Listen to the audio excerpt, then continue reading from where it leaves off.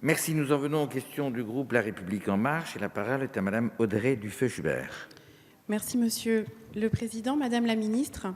La grève initiée dans les services d'urgence en mars 2019 s'est progressivement étendue aux autres services hospitaliers avec des revendications transversales. Revalorisation des salaires, hausse des effectifs, réouverture de lits, amélioration des conditions de travail et d'organisation. Je tiens à souligner l'effort sans précédent mis en œuvre pour l'hôpital grâce au pacte de refondation des urgences et au plan Investir pour l'hôpital. Merci. Vous avez su entendre les professionnels sur les conditions difficiles d'exercice de leur métier et mettre en place une politique efficace pour y remédier. Je souhaite cependant vous faire part de la situation des manipulateurs en électroradiologie médicale. J'ai rencontré dans ma circonscription, au centre hospitalier de Saint-Nazaire, les manip radio qui, malgré leur implication aux urgences, n'ont pas bénéficié de la prime de risque pourtant étendue aux personnels non médicaux.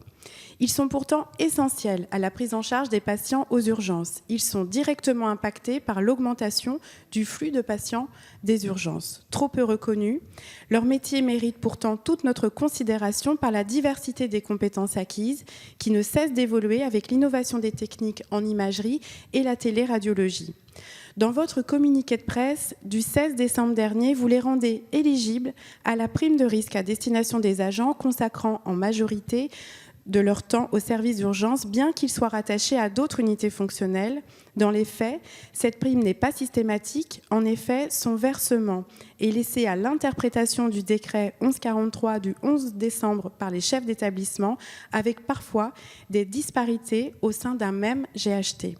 Aussi, Madame la Ministre, quelles mesures le gouvernement peut-il prendre pour garantir l'égalité des modes de versement de la prime de risque aux manipulateurs radio et sont-ils éligibles à la prime de valorisation collective? Je vous remercie. Merci Madame la Ministre, vous avez la parole. Merci Monsieur le Président, Madame la députée Dufeu-Schubert, merci pour votre question et merci d'attirer l'attention sur les manipulateurs radio, puis aussi de constater que nous agissons.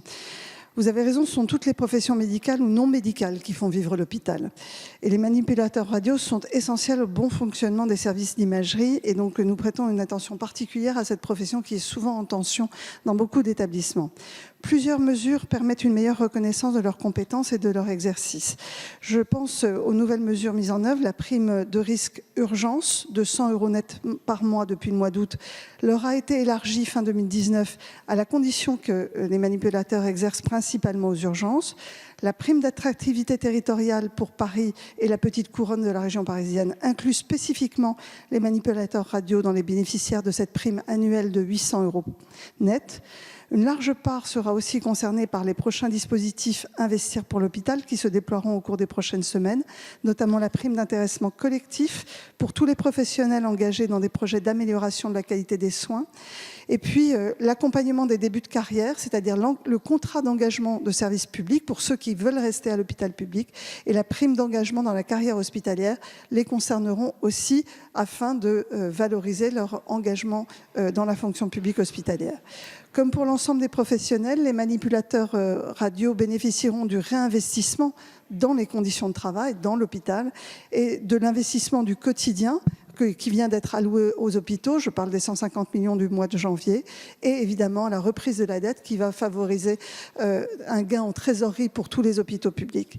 J'ai proposé à tous les professionnels de poursuivre un dialogue régulier. J'ai dit que je recevrai le collectif interhospitalier dans un mois.